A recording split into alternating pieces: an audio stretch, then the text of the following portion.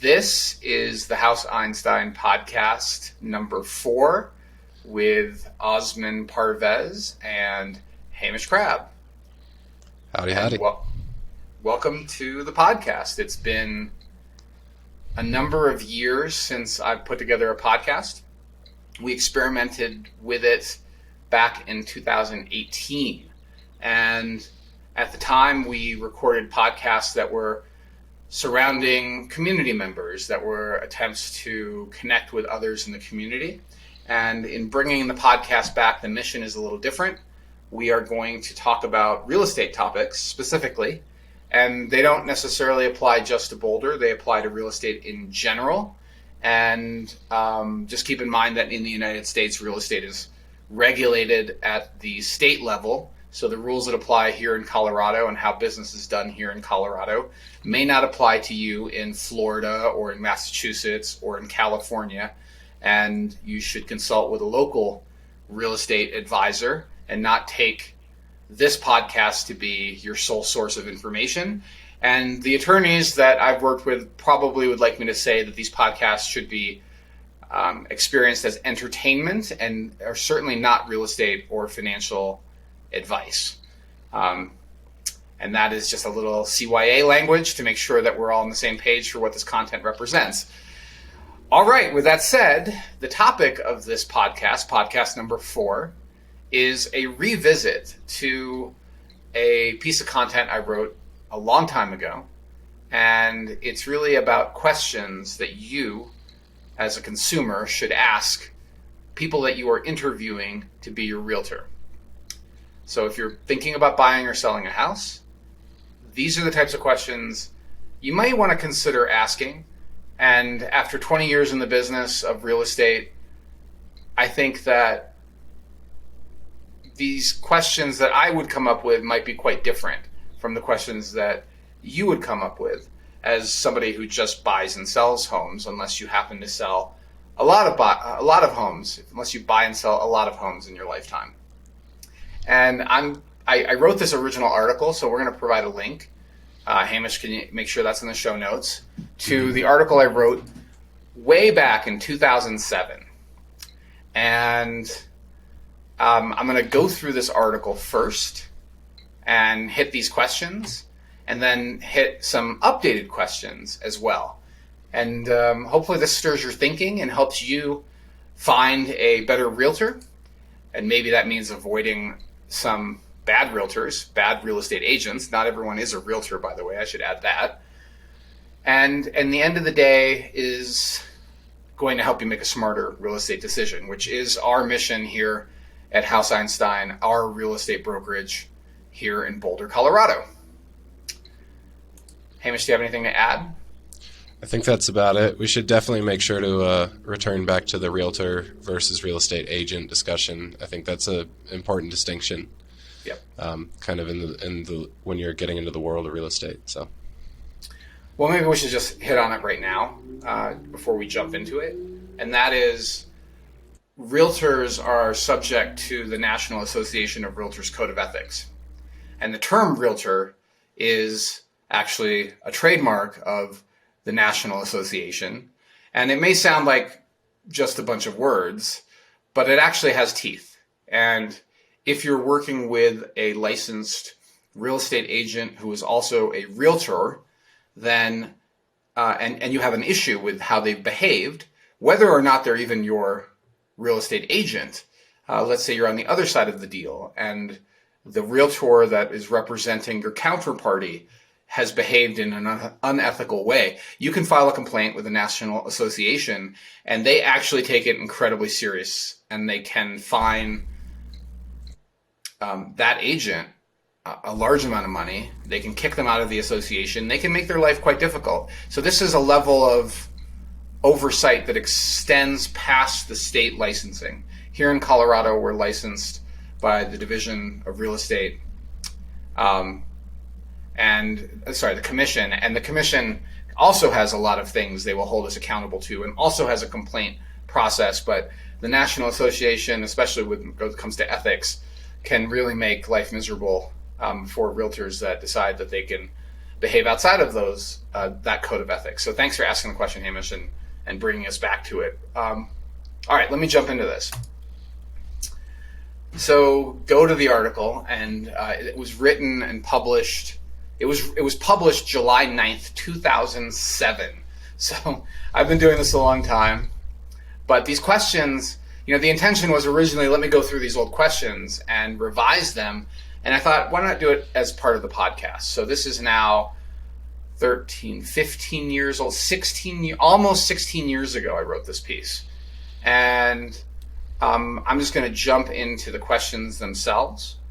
So we're going to kind of skip through the intro section really quick. And it mentions, by the way, the company name has changed. It references Realty Unique, which is our LLC. As the company grew, we abandoned Realty Unique as a brand. It's still the LLC, and our company is now House Einstein. It is trademarked. That is that it's the same entity. So when I say Realty Unique in this article, I'm really referring to the same brokerage. DBA. Right, DBA. Although back in 2007, I guess I should clarify even more. House Einstein was founded in 2013. And when I wrote this article, I was part of a different brokerage, but we retained the content. So it now refers to the brokerage we're with. Okay. Whew. So storied here history. Yeah. Storied in a lot of detail that maybe doesn't mean anything to other people, but means something to me. There is a backstory to how everyone got into this profession, and as it happens, that's our very first question. So the very first question you may want to ask somebody you're interviewing to be your agent is, how did you get into the real estate profession? And my answer at the time was, this is an easy one to get the conversation rolling. What you're looking for is enthusiasm for the business, commitment, and experience. As a general interview tip, it's a good idea to keep conversation light before you start delving into other questions. You may wish to ask about their involvement in the community as well, participating in civic and local nonprofits, civic affairs, I would add, if I was editing this, are a good sign that the agent has strong ethics and community-oriented values. My answer to this question, I guess I should answer how I would do so if I was being asked this question, is it was sort of an accident. Hamish, I don't even know how much you know about the backstory, but I certainly didn't grow up thinking real estate was going to be my life profession. And in fact, I thought I would be in medicine, and I studied biology. Both of my parents are physicians. I have a lot of family members that are also physicians and lawyers. It's sort of the two family businesses that seem to be across generations and family groups that I'm related to. And at the end of my undergraduate schooling, I knew I didn't want to go into medicine, didn't know what I wanted to do. I worked in sales for a year and decided to pursue a master's in business administration, an MBA. I specialized in finance. You have a choice in your specialization when you get an MBA, and I chose finance because it was the closest thing to science. And I loved the science. I loved the rigor of science, but I knew I didn't want to be in a lab somewhere. And at the time, I couldn't really see a career path moving forward other than medicine from my biology degree. And I certainly didn't want to specialize in something very narrow in the sciences. So an MBA is a nice generalist degree and opens doors, especially when you're not sure what you want to do with your career path. And finance was the closest thing to science, and I really enjoyed it.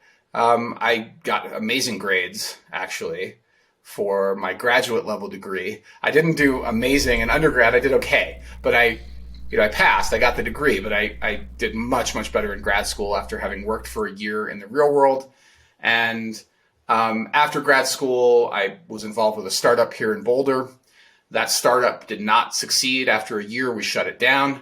I moved back to New York. I worked in the investment community. But after a couple of years in the investment community, analyzing publicly traded companies and feeling kind of lost because I was missing all the green space here in Boulder.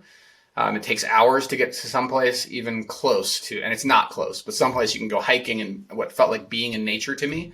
I decided I needed to stop. And so through a roundabout way, I stumbled into real estate.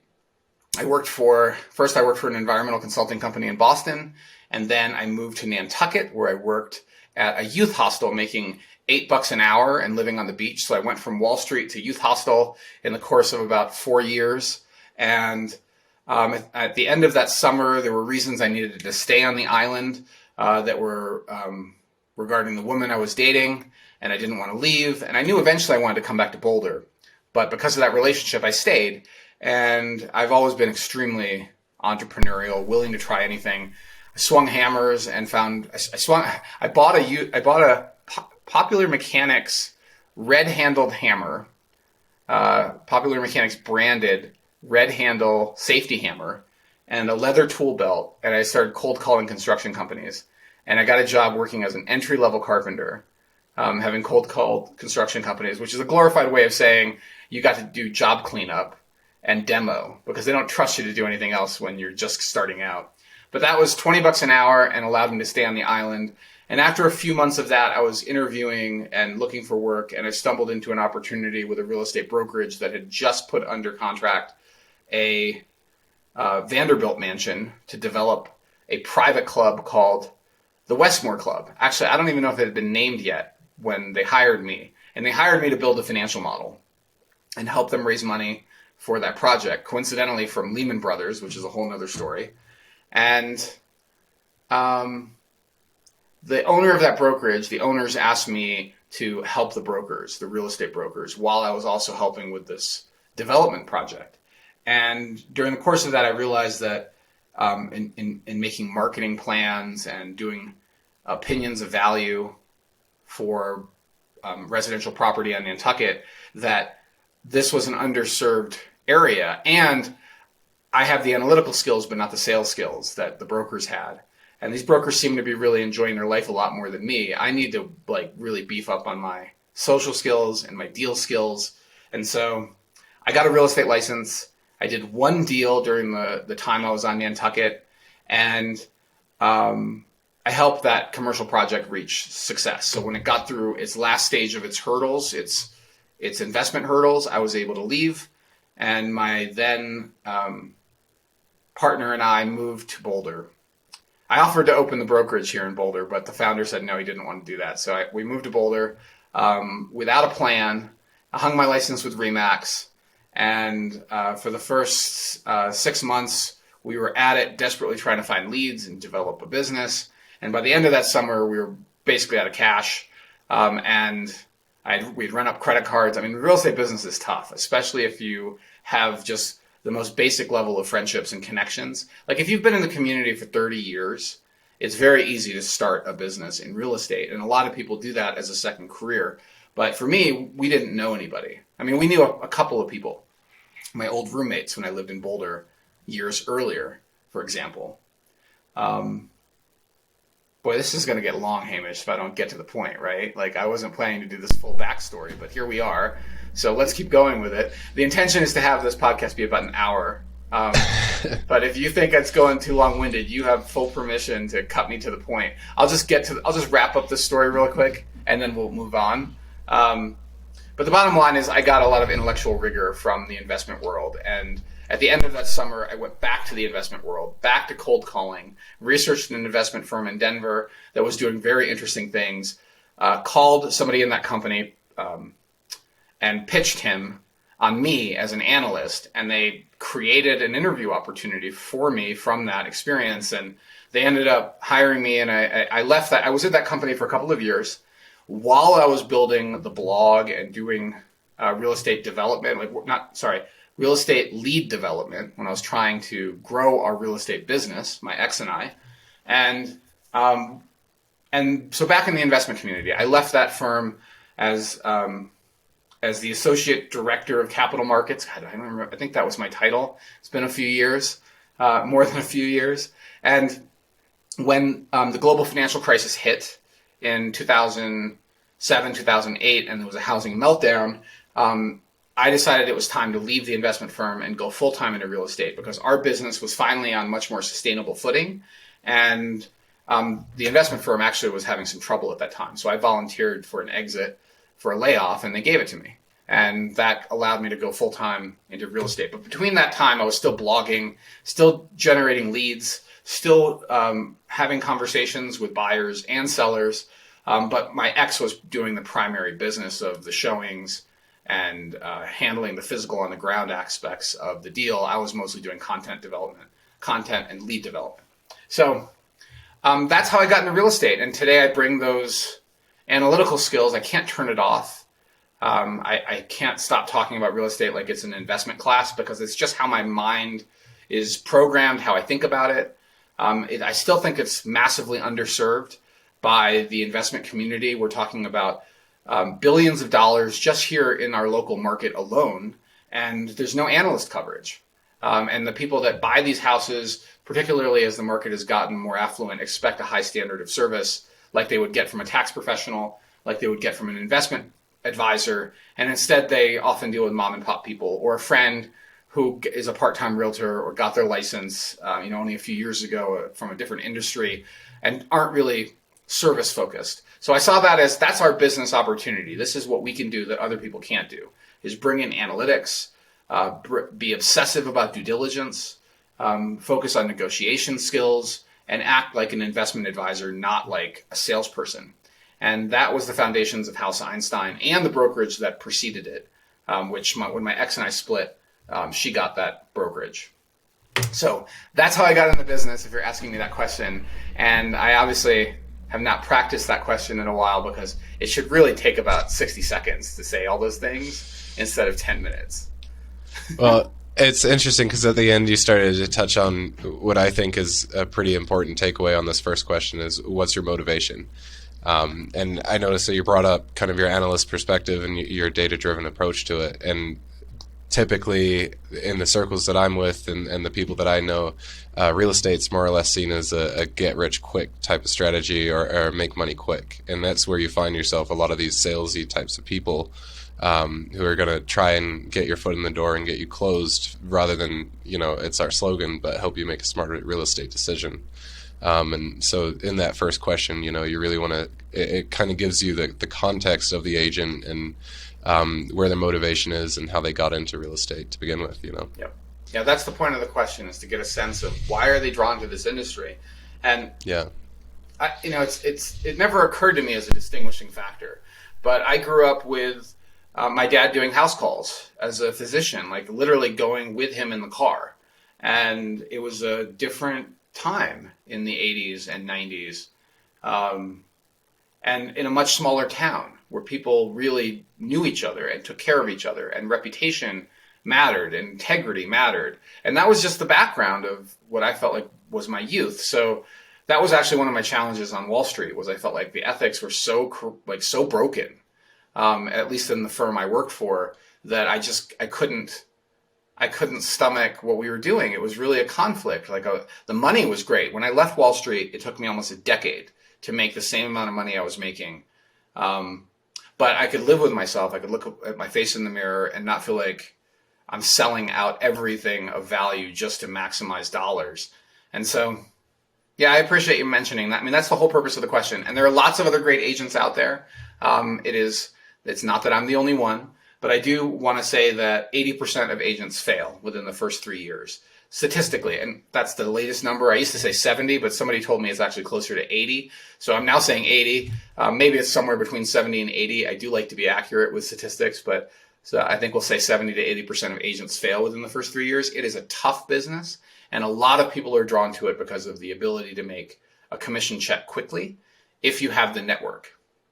And you may want to watch out for agents that are relatively new to the business and have a massive network, because just because they've been around for a long time and you like them as a friend doesn't mean that you've worked with them as your representative. And you may find that conflict of interest comes back to bite you. There's the saying, right? Don't do business with friends. And so, I mean, you just should know who this person really is in a business setting. And trust is important. If you don't trust their advice, you're going to find it a challenging transaction. So hopefully they know what they're doing when they give you that advice. That's the key, is to make sure they actually are offering advice based on experience in the industry and in life, not advice that's designed to get the closing done because they want to get paid. Right. Yeah. So there's a filter there, that you've got to kind of see through. These are like read between the line questions as much as they are direct. Yeah. Yeah. That's right. Exactly. Okay, let me move on to the next question. What's your preferred negotiation strategy, or how might you go about negotiating an offer to buy or sell for me? And the answer I wrote in 2007, I have not edited this. I wrote, ultimately, the agent should follow your instructions for how to handle your transactions, so look for fresh ideas and a well thought out response. Most people will buy or sell real estate only a handful of times. Your agent will likely be handling a lifetime of negotiations every month. Their negotiation experience and skills become valuable and seasoned advice that could save you time, money, and frustration. Okay, I want to add that actually most agents are not handling a lifetime of negotiations every month. Most agents are doing 3 or 4 deals a year, and that's definitely not necessarily a lifetime every month. And after doing this for 20 years, I also want to say that sometimes you should push harder as an agent on your client. And yes, ultimately the client should be making the call for how to handle the negotiation, but seasoned real estate agents are experts in their field, and that includes negotiation skills, and there are norms. So pushing back on a norm can result in the deal going sideways pretty fast. So, for example, there is an inspection, objection, and resolution process that is contractual in the state of Colorado, and the norm is for the buyer's agent to submit the list of objection items, the laundry list of here's what we don't like wrong with your house, and typically the listing agent submits the resolution, the written resolution in the contract. And in between those two things, there's usually a verbal negotiation. But there's nothing that actually says the buyer's agent can't submit both the inspection objection and the inspection resolution at the same time. And sometimes that works really well, especially if you don't put it on the resolution form. If you submit it on the resolution form, for some reason it can be triggering for the other side. And I had a deal a few years ago that I submitted both on the formal contract document, and the listing agent on the other side, who I will not name. We have a principle, as I mentioned to Hamish before, we criticize by category, and we praise by name.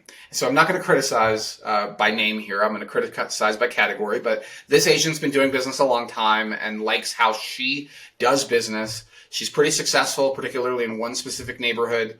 And if my clients want that neighborhood, we have to negotiate on her terms, or at least in her style. Because if we try to do something like, it's sort of like a chess match and somebody just suddenly moved 2 pieces at once and you didn't know you could do that. I mean, obviously you can't do that in chess, but in real estate, in this particular thing, you can move 2 pieces.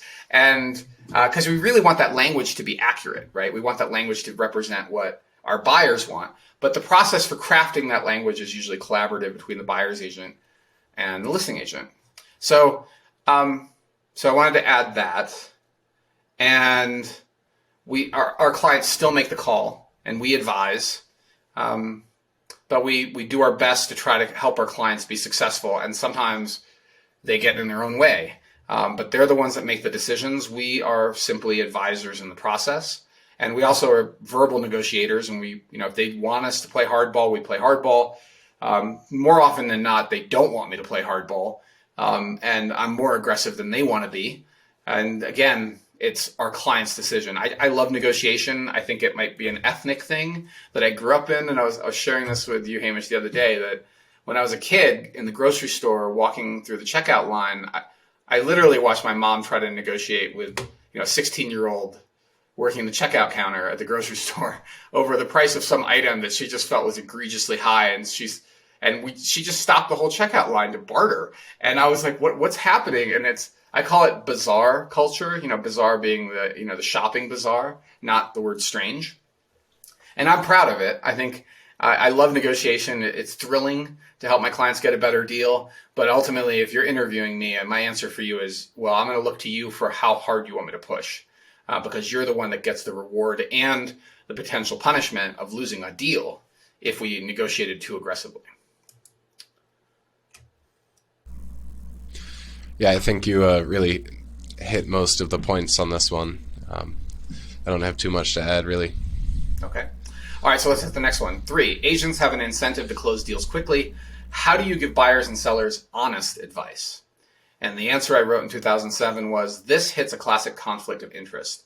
Typically, an agent won't get paid unless the client actually buys something.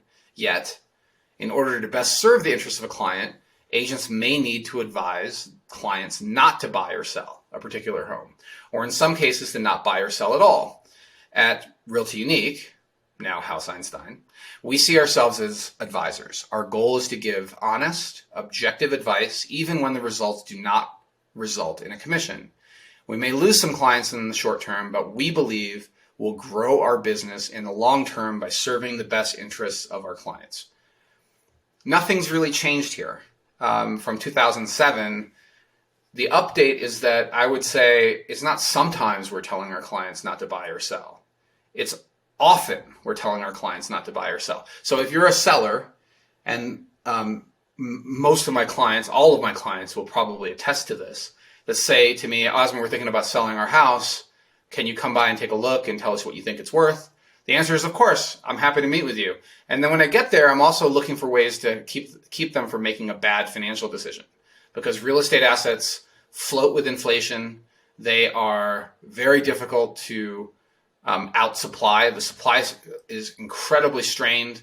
And so I once asked a very, very successful real estate advisor and mentor to me if he ever regretted selling any of his properties. And he has sold a lot of them over the years. He currently owns a lot of them here in Boulder.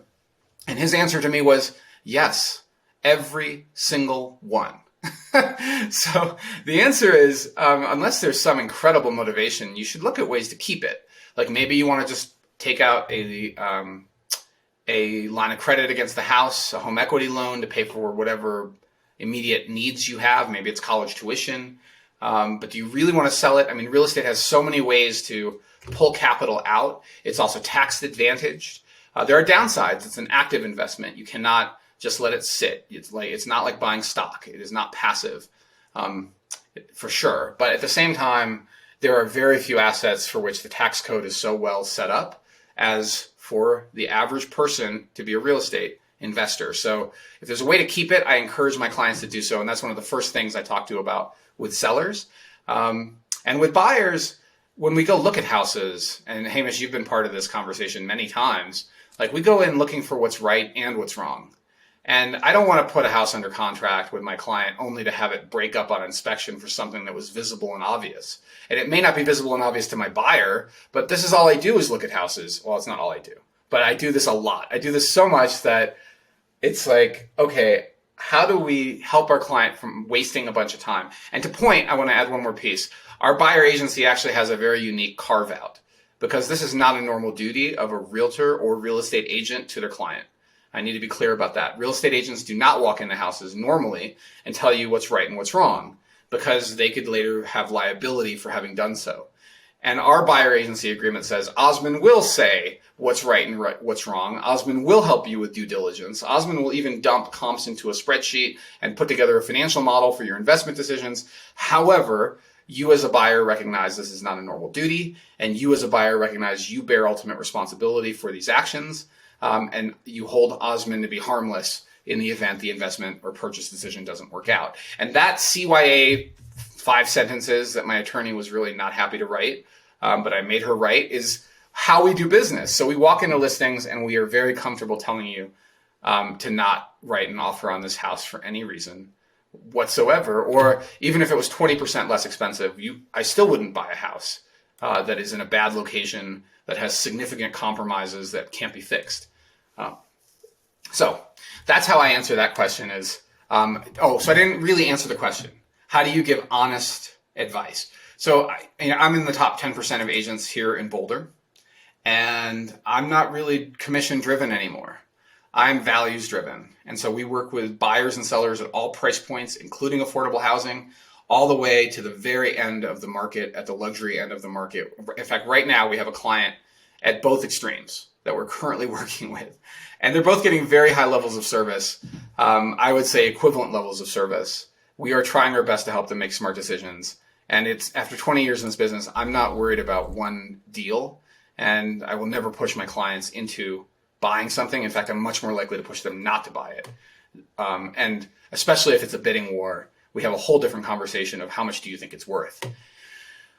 It's tough. They're tough questions to answer. But that's how I resolve that conflict of interest. And in the early days, I even gave people an option. I'm like, well, we could just agree the commission is based on this dollar point. And if it's above it, I lose out. If it's below it, you lose out.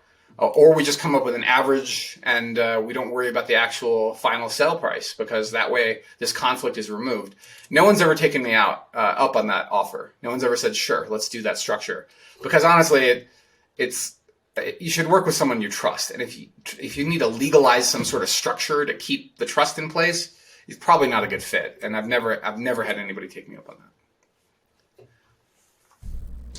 Yeah, I'll say we our showings are pretty different, because it's not so much like imagine living in this house or anything like that. It's like, are you going to be okay, with only a 4-foot entryway?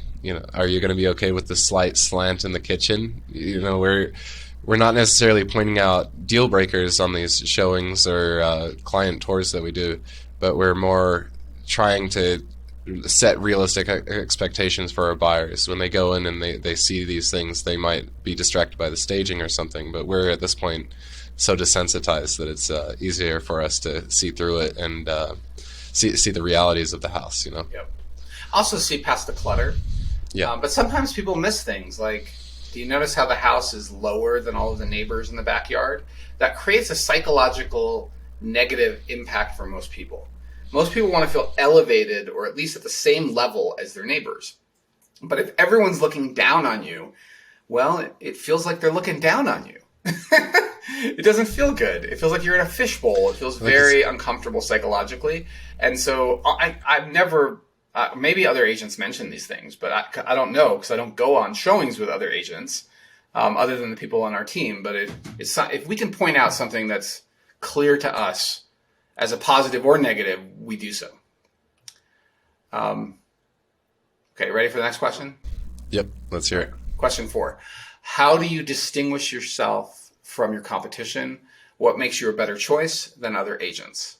And in 2007, I wrote, this question gives the agent a chance to highlight what they have to offer, and it reflects their professionalism. Ideally, the agent's response should focus on their strengths, but pay close attention when they talk about other agents. What they say about other agents may reflect more on themselves. It's a litmus test for their professionalism. I don't think I have anything to add to this one. I think I've already talked about how we're different, so we've covered that. Am I a better choice than other agents? The answer is it depends. Some people just feel more comfortable working with somebody that is maybe more in their age demographic, or somebody that they've known for years as their friend or a friend of the family. You should work with the agent you feel really comfortable working with. And at the same time, you should know there's some downsides of working with people that are in your social circles. We've talked about that. It doesn't mean you shouldn't hire them, but you should at least consider some of those downsides. Like, it's hard to fire your friend when you find out they're not able to perform. And I do think that how people talk about others in their industry or in general is really a reflection of their beliefs about themselves. That might be a little bit more spiritual or more psychological, but I do think that there's some truth to that. So pay particular attention to how they talk about people that aren't performing in the industry. There's a lot of shenanigans, I'll be completely honest. There are shenanigans in this industry, but there are also amazing agents who go so far beyond the call of what you would expect an agent to do. And I'm proud of the agents on this team. I think they do those things. They go the extra mile. And there are other agents in the profession that also go the extra mile. And the key is to get a sense of what you're really getting for the commission you're paying before you make your decision on who to hire. And this ties into kind of our conversation on negotiation when we're talking about like inspection resolutions, and you'd have a little bit of verbal negotiation with the other agent. If this agent that you're looking for speaks poorly about their colleagues, how do you think their verbal negotiations are going to go with other people in the industry or in that market? You need an agent that can play fair and work well with others, because that's how it works here. Right. You know. Well, it is a small community, Yeah. and I like to benchmark us against the other top agents in town, and then I count how many deals all of these other agents that aren't in the top 20% or the top 10% do. And the top 10% are doing more business than the bottom 80. It's crazy how much business the top 10% does in terms of volume. And when you do deals with these same people over and over and over again, you get a sense for how they do business. And so I'll now praise by name. Every deal I've ever done with Patrick Dolan has gone smoothly. And even when things after closing did not go smoothly because his client did not perform, so there was an inspection resolution that was supposed to be paid after closing. That's one of those ahas. Don't ever do that again. You really want to escrow funds if it's significant. But this wasn't a significant expense. It was a couple $100. It was an appliance repair, and the seller just ghosted. They didn't fix it. And I called Patrick and I said, your client is not paying for this repair after multiple attempts to contact them.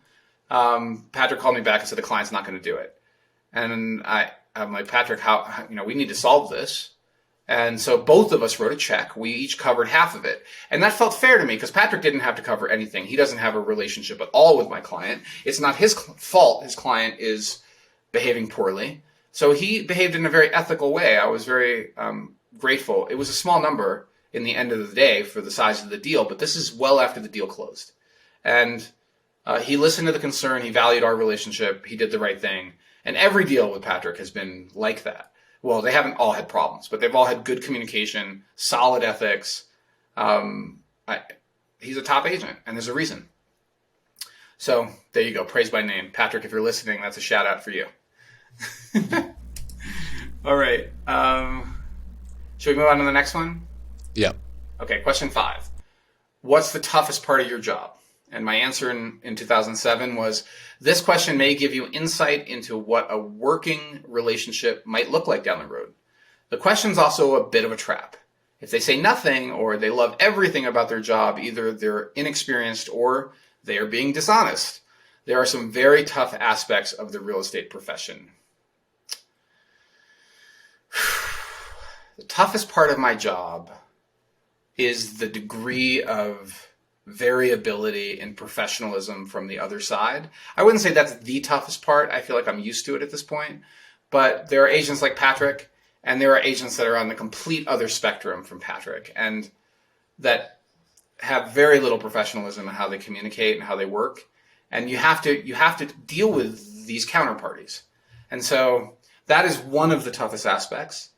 The other tough aspect can be the challenges in, so real estate catches people in major life stage transitions. People are getting married, they're getting divorced, there's a death in the family, they're moving to a new job. There's major things that occur, and I didn't know that getting into this business. And sometimes the heartache that goes with that can be emotionally challenging, and we then almost take on like a therapist role. And we're not your therapist, but we also have to listen and offer compassion and understanding for people going through difficult circumstances.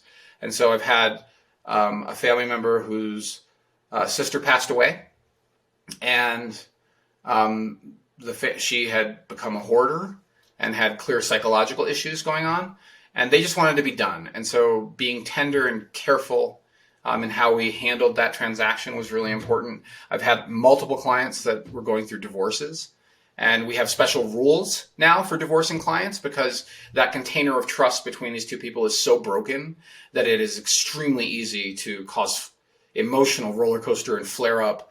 And our mission is to help them be successful in getting out of this financial arrangement with each other. We're not here to heal the wounds from a relationship breakup, but we can certainly not create new ones with incompetence in how we handle a party that is warring with each other over these assets and over their broken relationship. I mean, it can be really painful. So these rules are based on many experiences with divorcing sellers. And having been divorced myself, I feel like I have a little more insight into what actually goes on in that process of a divorce. So It's not a specialty I want, by the way, so don't read that like bring on all the divorcing couples. We will take you on, but it is an additional layer of unexpected challenge. So those are some of the toughest deals.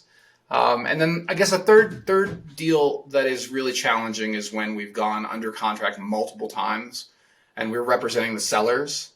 And we've had disingenuous buyers that flake for unexpected and frankly disingenuous reasons.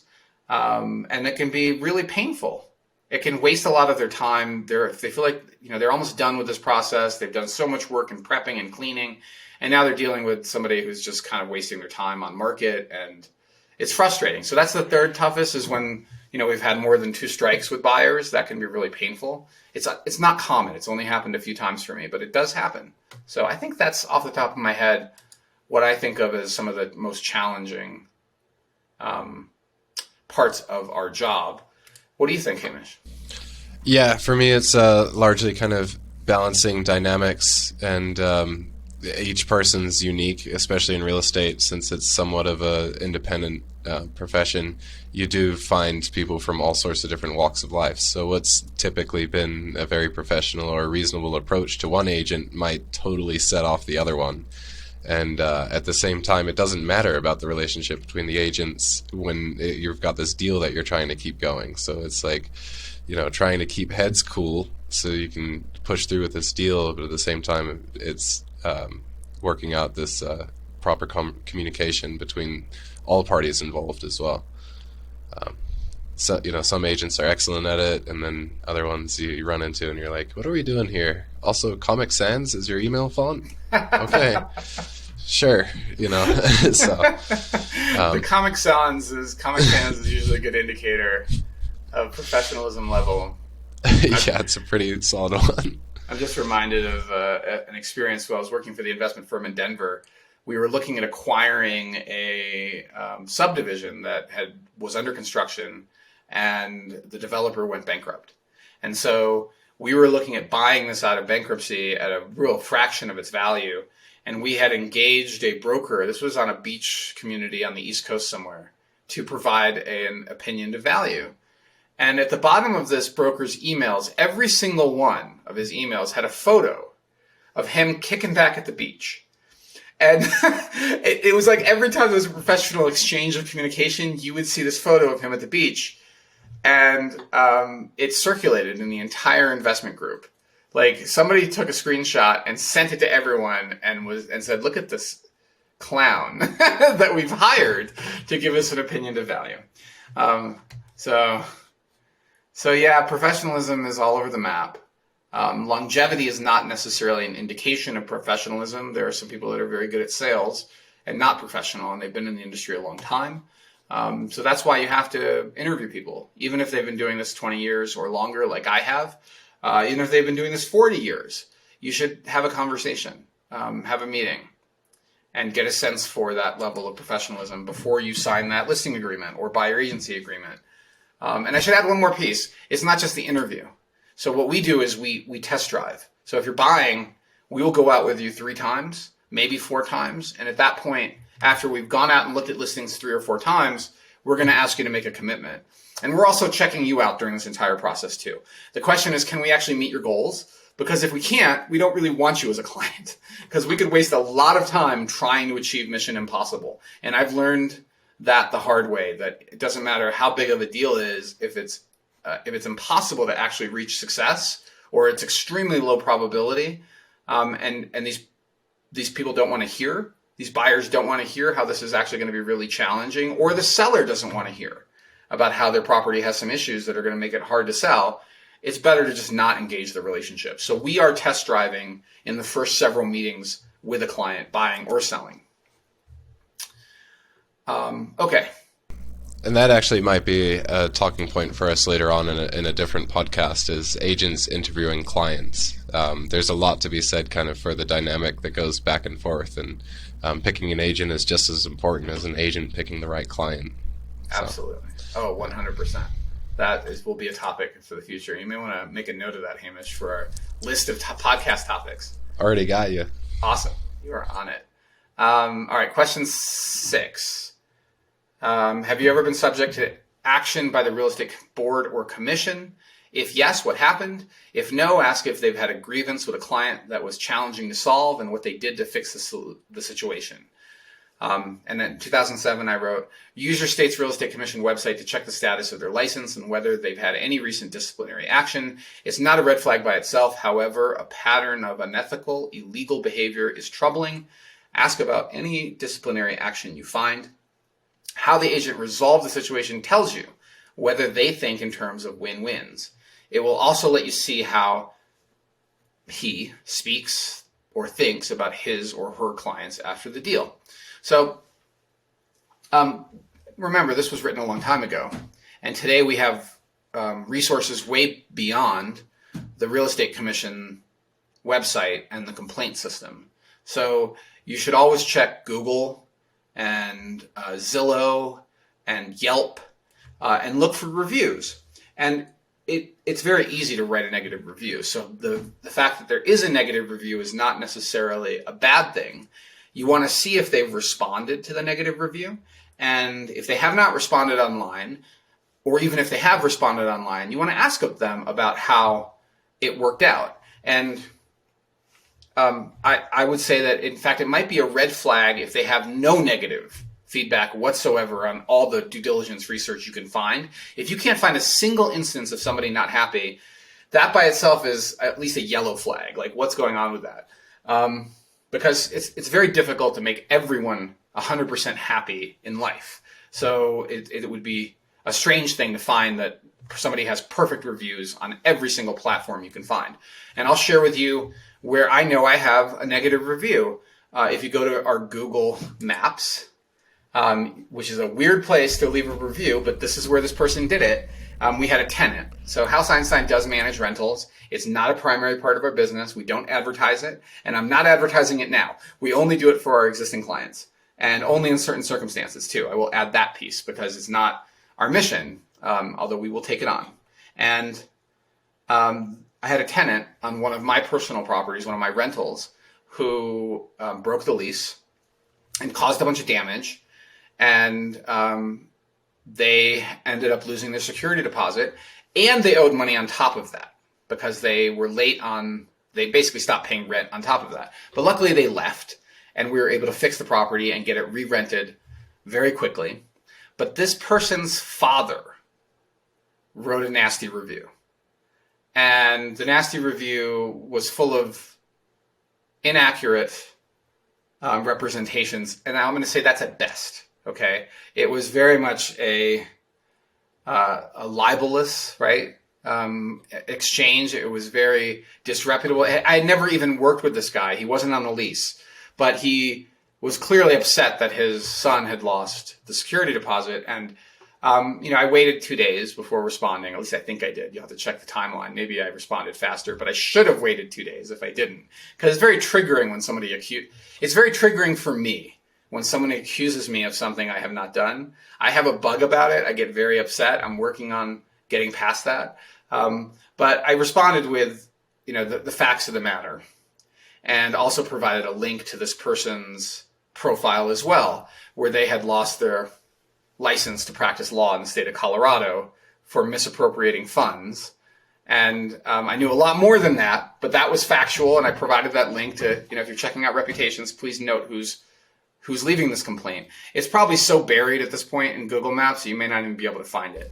But it's quite this backstory to it, and I'm not going to say much else because this person is I don't want to encourage this person to take further legal activity because there's a tendency, it seems to me, of this person to do so. So better to just let it go.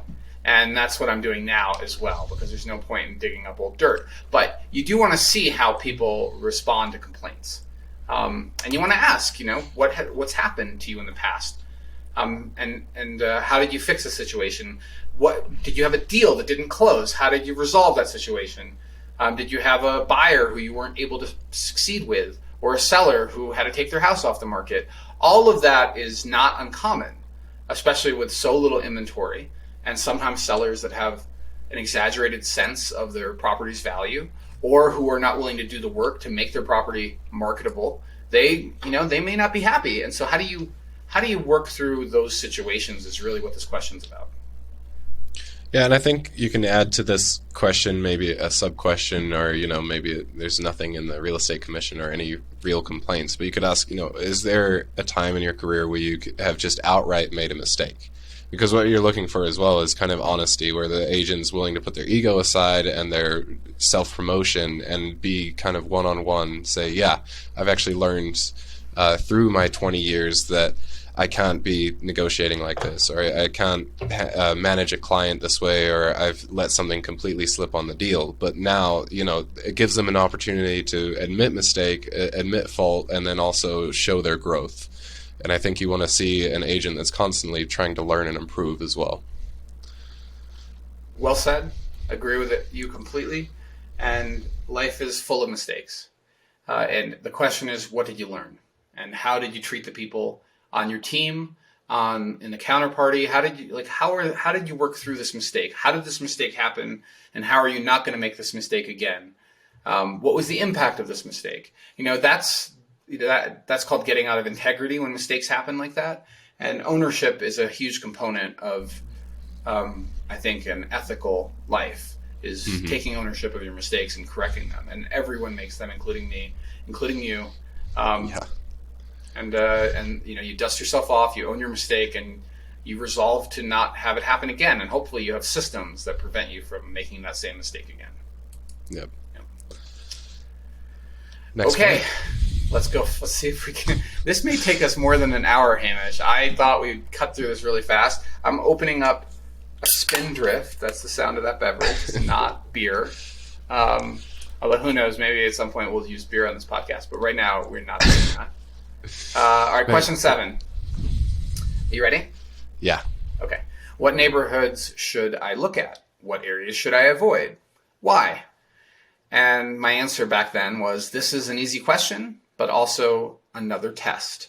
Real estate agents must abide by fair housing laws, and cannot make discriminatory statements. They're also prohibited from steering clients into neighborhoods, good or bad. In my opinion, a correct approach to answering this question is to A, understand what the client's looking for by asking for specifics.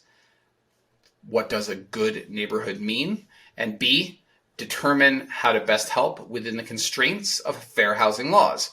The question is really an invitation for the agent to start asking you questions to get a sense of what you're looking for.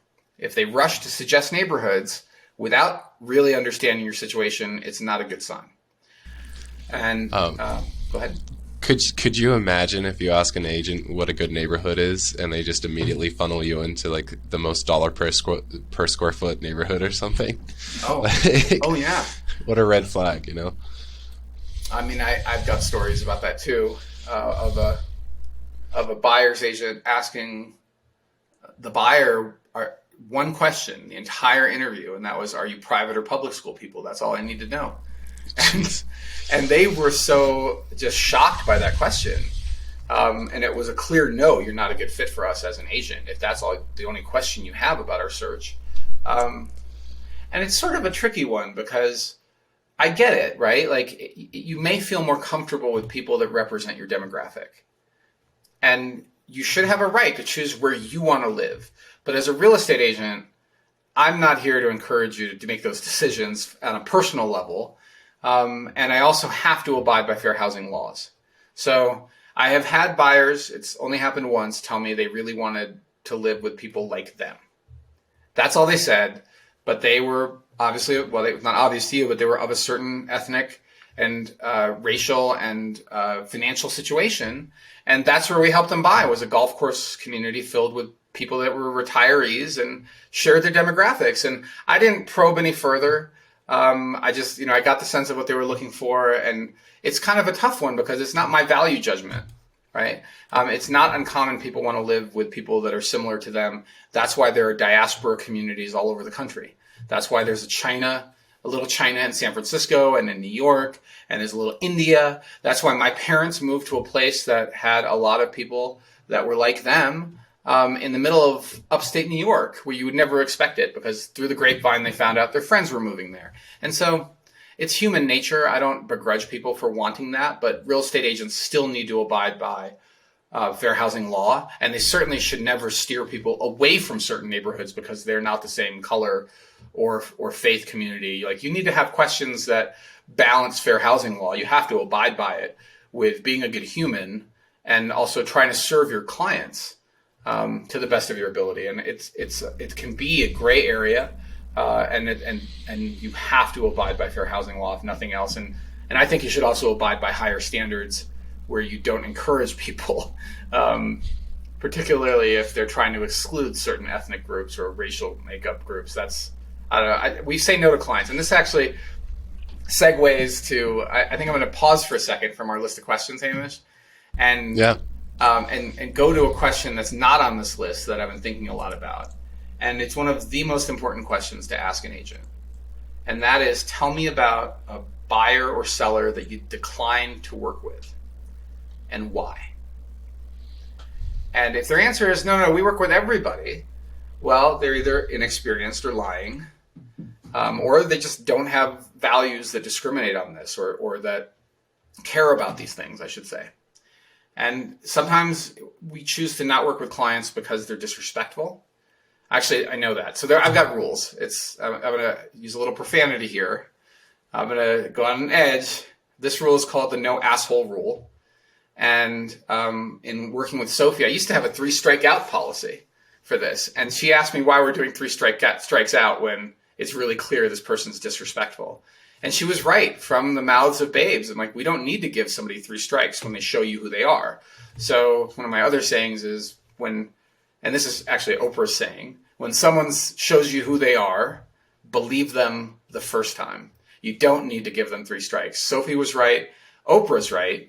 And respect for the people on my team is crucial. And I could tell stories, again, real estate stories, but I won't. I'm trying to get faster through this podcast. But now it's very clear when somebody is showing disrespect, it's just not a good fit, no matter how big the commission check is. If it's very clear we can't achieve their goals, we tell them why and we decline the business. If it's clear they don't value the advice we're giving them, they don't want to believe it. And they're like, well, my neighbor was able to get $2.5 million for their house. Why is mine only worth $2 million? And they don't want to hear that their property is on a busy street or is not up against open space or has flood, but the 100-year flood, but doesn't have a corresponding trade-off. So it's not a deal killer that it has a 100-year flood, but it is 100% a factor in pricing. And there should be a corresponding trade-off if you're buying a house with a 100-year flood. But you have to know that there's a huge percentage of the market that's not even going to go look at this thing. So if they're not hearing those things and acknowledging them, and they are pushing us at the same time on commissions, and they're incredibly demanding but not listening, like there's subtle signs that we're just not going to achieve success. We're going to spend a long time trying to help them and basically throwing ourselves up against the wall. And in the end, they're probably not going to sell their house for the price they think. Like if they say, no, we want you to list it at this extreme value, when we do so, all we're doing is tying it up for a year, constantly a negative experience working with them. They're not going to be happy with us. They're going to sell it for far less ultimately than it's worth. And in the context of how long that working relationship could be, a year into it, our listing agreement could expire. They fire us and they hire somebody else who immediately prices it low and sells it. And it's like one of these things where there's no reason to do this behavior anymore. So if we can't achieve success, we need to say, no, thank you, politely and respectfully, decline the business. And it happens to me, about twice a year. That it's clear we're not going to be able to achieve success. We also don't, serve the general public. People find us. They find our content. They read our content. They get to know how we do business. So they're self-filtering. If they just look for the shiny wrapper, there's tons of brokerages out there that are shiny wrappers that will take anybody as an agent and look very pretty and offer reputational credibility to new agents. That's their business model. They should go there. That's who I think they should move with, and not with us, because we can't get there. So that's an important question to ask. To ask people you're trying to interview to be your agent. All right, let me keep going. Unless you had anything to add there, Hamish. I think that's it.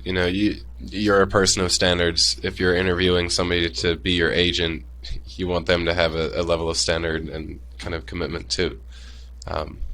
You can't. It won't be as fulfilling as if you just choose somebody who chooses everybody. Yep, absolutely.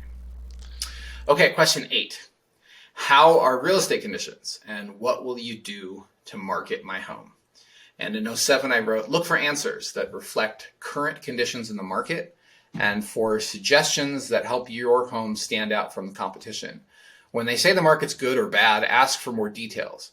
Is that for all price ranges? And how they know. Generalisms about the market are meaningless because conditions vary strongly by price range and location. Watch for marketing approaches that have little impact, including most newspaper and periodical advertising.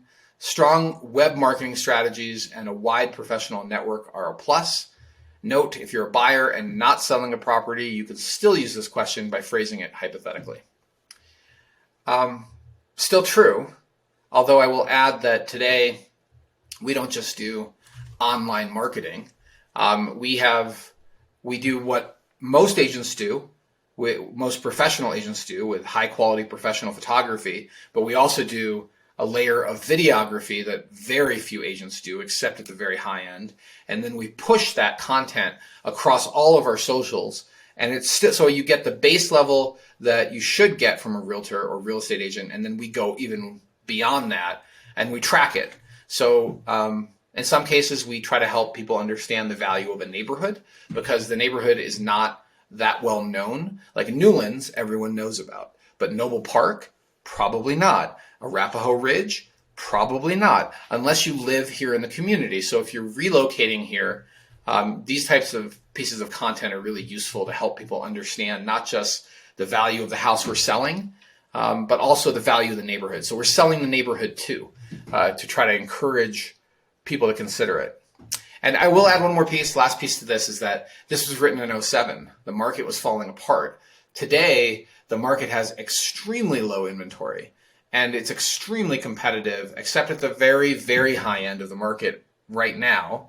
And you won't find me talking about the market in general unless I've done the data analysis, unless I put that together. I feel like there's just too much generalization, and most agents are prone to talking about their own business and do not have the skill set to do the detailed market analysis on a neighborhood. And so you'll get a lot of happy talk, but you won't get a lot of data. And if you're a client, I will go into the data war room with you and I'll show you the data and I'll even do the analysis in real time so you can see what I'm seeing. And then we can have an intelligent conversation about how the market is. And with respect to how will you market my home, I think we've touched on that. Professional videography, staging, correction of likely inspection issues, extensive due diligence disclosures, all to increase trust, very ethical and transparent ways of negotiation and marketing, so that people feel confident we're not hiding anything with our listings. And then we package it all with some very, I think, class leading for our market, videography and photography, and we drive as much traffic to go see that staged house as possible. We also want to make sure it's priced right. And pricing is the next question, so I'm going to just jump to that. 9, what's your process for helping me figure out how much my home is worth? And this is one of the first questions that sellers want to ask is, what do you think my house is worth?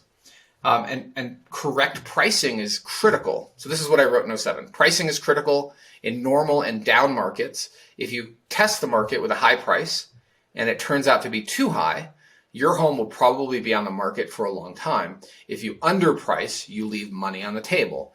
The no-brainer answer is to look at the comparables.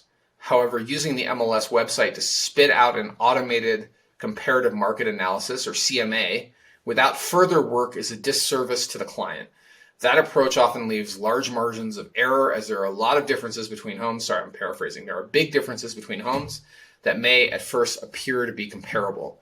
To provide you with accurate guidelines for value, agents should personally visit homes and take the time to do an in-depth analysis.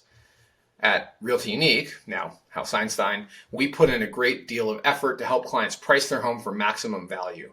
We call it an opinion to value, an investment banking term that more accurately reflects the level of due diligence required. Note, if you're a buyer and not selling a property, you could still use this question by phrasing it hypothetically. Whew, that's a lot of words. It's still accurate. I will add that what I wrote in 2007 is still accurate. It's just gotten even more rigorous. So now we do multiple stages of pricing. Zillow is good for plus or minus 10%. But usually before we sign a listing agreement, we'll do a price analysis and provide that to our client. But it's a general opinion. And then right before we go active, so now we've done all the prep, the photography, the videography, the staging, the deep cleaning, the decluttering, all the things that are part of prepping a home for sale. Maybe the seller's done landscaping. Now it's time to price it to the competition right before we go active. Because if you don't price to the competition, all you do is sell other people's houses because your home is mispriced. It's overpriced. You sold somebody else's house. It's underpriced. You left money on the table, unless that was your intention, a bidding war.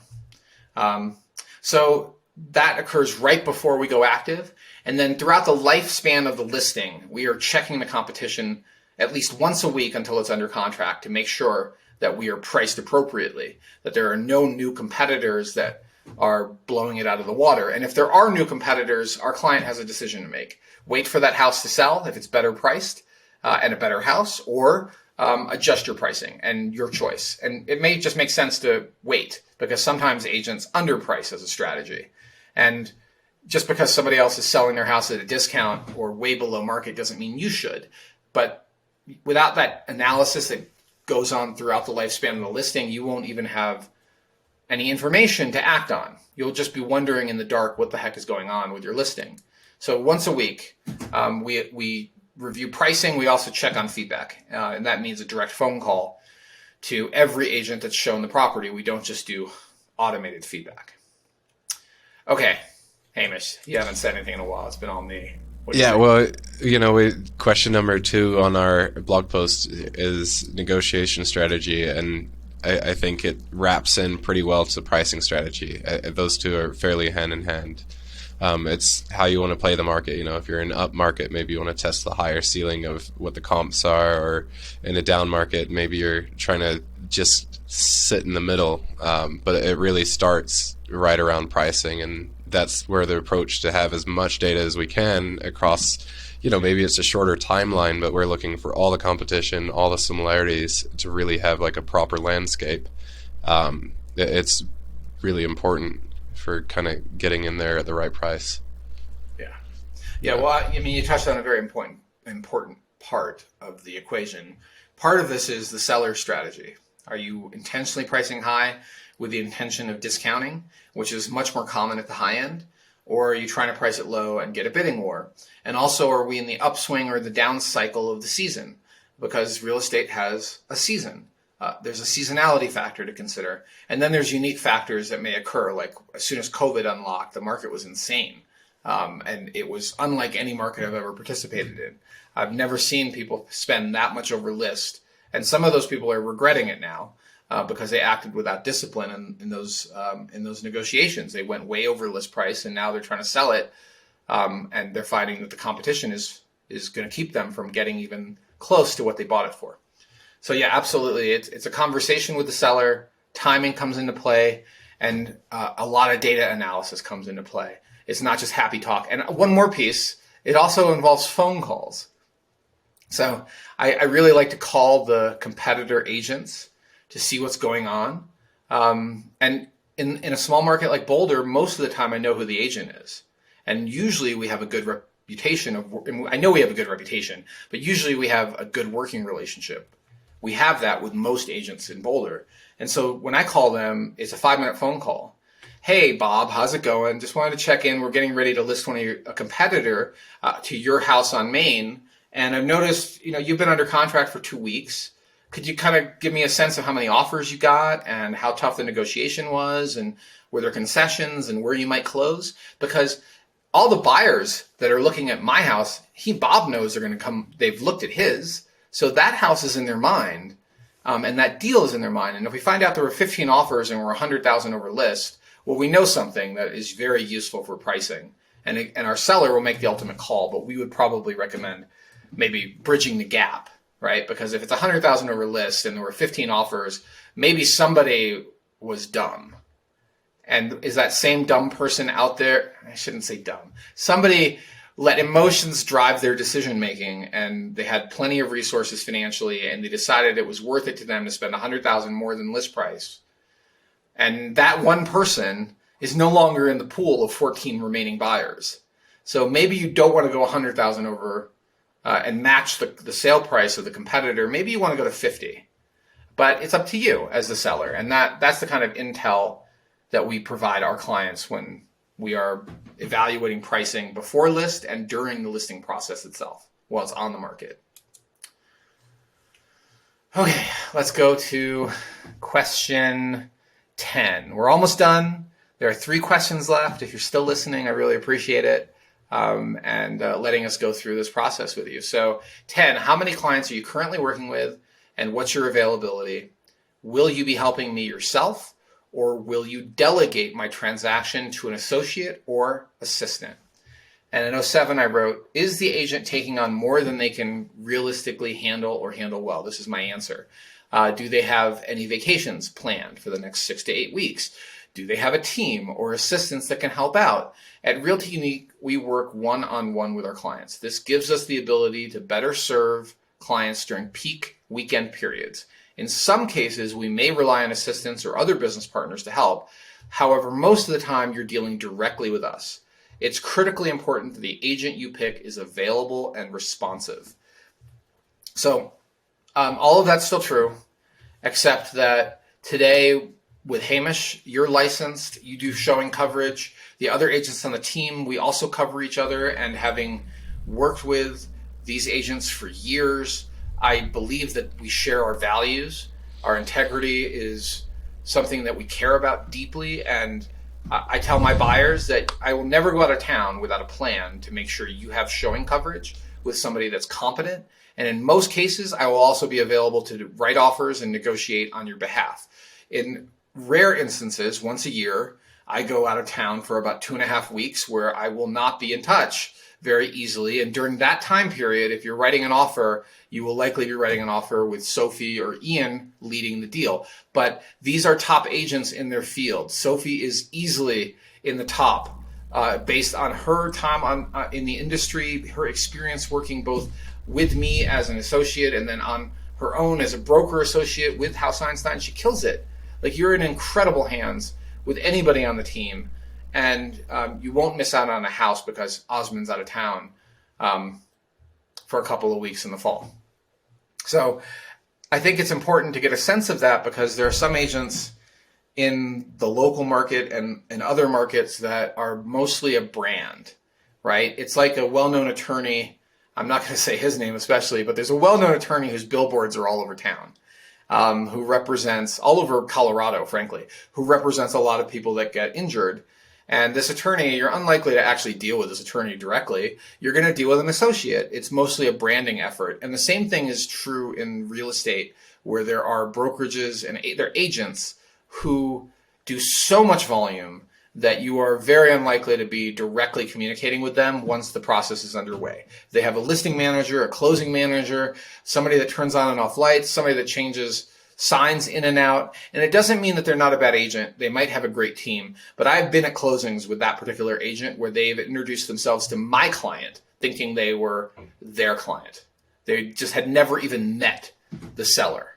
And because of how we walked through the door and were seated, they thought that the people, I think I sat on the wrong side of the table. That might have been what happened, and it threw this agent. I mean, but still. Yeah. Well, she said, my name is, and this is not her real name, my name is Jane Smith. I'm your agent. It's great to meet you. And I'm like, they're my clients. Your clients haven't walked in the door yet. So, just that lack of personal connection might be something to think about. It doesn't mean that they're bad agents. They get deals done, but it's certainly, if you're one of 100 deals they're working on at any given time, how much do you think they care about you as a client and your goals, your needs?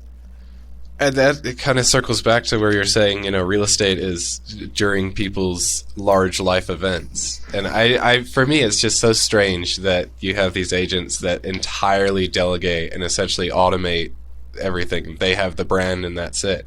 It's so strange that they get a lot of clients because I ideally want somebody who works with me pretty one-on-one, who's, kind of has my entire goals and mindset in the back of their head.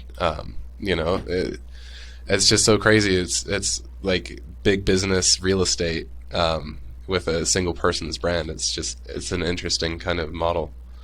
I mean, I could have put my name on this company and said it's Osmond Real Estate Company. And I find like that doesn't make any sense. I want to grow an entity that has people in it that share the same values, have high levels of integrity, high standards of service, are invested in our community, are trying to do the best they can to serve people from the base of their values, not because it makes them the most money. And putting my name on a brokerage would have probably made me more money, but I also feel like it's the wrong way to brand yourself if you're trying to build a long-term sustainable business. So at least one that serves your values, right? Like there are businesses out there that may not be quite so ethical and make more money. But again, making money is not the primary mission of this company. All right, let's hit question 11. Okay. Do you have any real estate designations? What do they mean? Or how does that help you provide better service? How many hours of education were required to earn that designation? And my answer was, look for a pattern of continuing education and commitment to the profession. Real estate designations are a form of continuing education and reflect an agent's continuing efforts to serve clients at the highest possible level. Still true. But I'll add that there are a number of phony designations in the industry. These are designations you pay for. You take a 4-hour course, or sometimes even less, a 2-hour course, and suddenly you have a designation that says you're an expert in sustainability or you're an expert in green building. And the truth of the matter is it's like a couple of hours, and then you pay an annual fee to be able to call yourself that. And the fee could be like $30 a year. It's not a legit credential. With that said, there are legit credentials. The GRI, the CRS, and both of those require you to have been in the industry for a certain period of time and have done a number of transactions and also completed an extensive continuing education regimen way beyond what the Real Estate Commission requires you to take. And those are good signs, but they're not the only sign. Yeah, my question for you is, I'm, say, fresh off the boat, potential client interviewing agents. How do I differentiate between kind of the less legitimate designations and GRI, CRS? What would be a Google or something for me to know what's a real cert? It's a tough one. Yeah. That's why you should ask them about it and see how they back it up and how well they know it. So, for example, if the person says, I'm a certified negotiation expert, or CNE, that designation actually has value because it's built off of the Harvard negotiation course. And every year I love, you've already heard this, I love negotiation, right? I pay a lot of attention to negotiation. I've taken a lot of coursework in negotiation. And that's actually a pretty useful course for people that want to understand the basics of real estate negotiation. And the people that just go into it thinking that they can negotiate because they once bought or sold a house are unlikely to be as driven to help you achieve your goals as somebody who is actually invested in a designation that has real value. So this is the question. Ask the person to explain it that you're interviewing. Why are you advertising yourself as this designation? What did you learn? How do you use that to apply in your business to benefit your clients? And see how they answer it. But if they just have a string of letters after their name, it doesn't mean anything. And I'll also add that sometimes the, GRI or CRS actually doesn't mean anything either. It just means they've been in the industry a long time and they like taking courses. They like educating themselves, but they don't actually use those things to benefit their clients. That's why you need to ask, how does that benefit me as your buyer or seller, as your client? And listen to what they have to say. All right, ready for 12? Last question. How good are you using how good are you using the internet to better serve your clients? How often will you update me on showings for sellers or newly available property for buyers? And my answer in 2007 was more than 80% of real estate transactions begin online. You obviously want an agent that's web savvy. Old pros may have a great deal to offer in the way of experience, but if they struggle to send an email or don't know how to set up an online search properly, you could lose out. Sometimes an ideal pairing is an older, experienced agent and a younger, technologically sophisticated associate or assistant. At Realty Unique, we spend a great deal of time marketing online and learning about the latest tools that might help our clients get an edge. Sometimes we're even developing those tools ourselves. For example, this blog and our Boulder development map. Well, first I kind of want to walk back what I wrote in 2007 because it sounds a little ageist. And we are as maybe I'm just getting older and I'm more sensitive to ageism. But yeah, good point. There are lots of people that are of advanced age, or I would say have a lot more experience, that are also technically savvy. One of our closest friends is in his late 70s and is more tech savvy than I am in almost all things. So tech savvy is not necessarily correlated with how many years you've been alive on the planet. And I do think that sometimes it makes sense to pair younger agents and more experienced agents.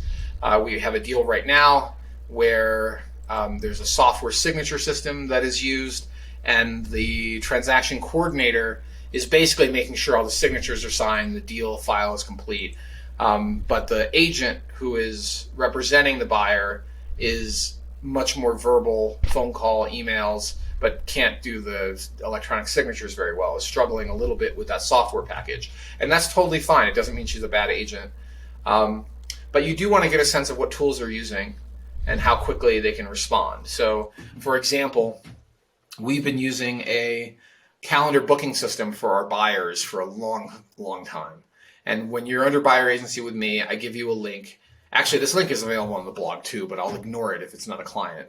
And this shows you my availability. And I tell my clients that, look, if there's a hot listing you want to go see, block my calendar as soon as that matches you. Don't wait for me to call you back or email you back. When in this market, even now in 2023, where the market has cooled somewhat, there's a competitive advantage to seeing a listing fast. You have more time to make an intelligent decision. You're under less pressure. You have the option to be the first offer on the table if you decide to offer at all. There's so many advantages to getting to see the listing fast, earlier than the competition. So I want to help my clients do that. And that's why, Hamish, you're sometimes on call if I'm away for the weekend. It's like putting on a little red flashing light. That's my that's what I imagine.